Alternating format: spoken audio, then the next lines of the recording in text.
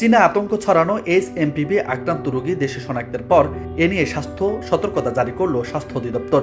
রোববার এক সংবাদ বিজ্ঞপ্তিতে সংস্থাটি এ সতর্কতা জারি করে।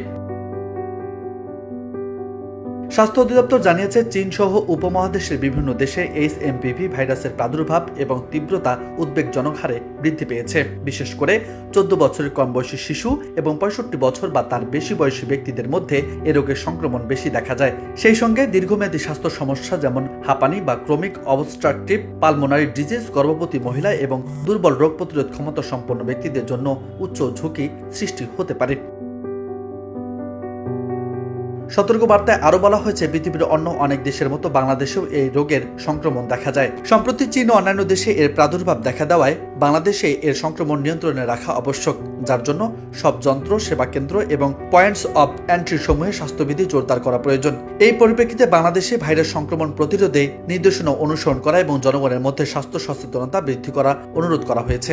স্বাস্থ্য অধিদপ্তরে দেওয়া নির্দেশনার মধ্যে শীতকালীন শ্বাসতন্ত্রের রোগসমূহ থেকে নিজেকে রক্ষার জন্য মাস্ক ব্যবহার করা, হাঁচি কাশির সময় গামছা বা টিস্যু নিয়ে নাক ঢেকে রাখা, ব্যবহৃত টিস্যু ঢাকনাযুক্ত ময়লা ফেলার ঝুড়িতে ফেলা, একই সঙ্গে স্যানিটাইজার অথবা সাবান দিয়ে হাত ধুয়ে ফেলা, আক্রান্ত হয়েছেন এমন ব্যক্তিদের সংস্পর্শ এড়িয়ে চলা, কমপক্ষে 3 ফুট দূরত্ব বজায় রাখা, ঘন ঘন সাবান, পানি কিংবা হ্যান্ড স্যানিটাইজার দিয়ে হাত ধোয়া, অপরিষ্কার হাতে চোখ, নাক, মুখ না ধরা, জ্বর, কাশি এবং শ্বাসকষ্ট আক্রান্ত হলে সুস্থ না হওয়া পর্যন্ত বাড়িতে থাকা, প্রয়োজন হলে নিকটস্থ হাসপাতালে যোগাযোগ করা।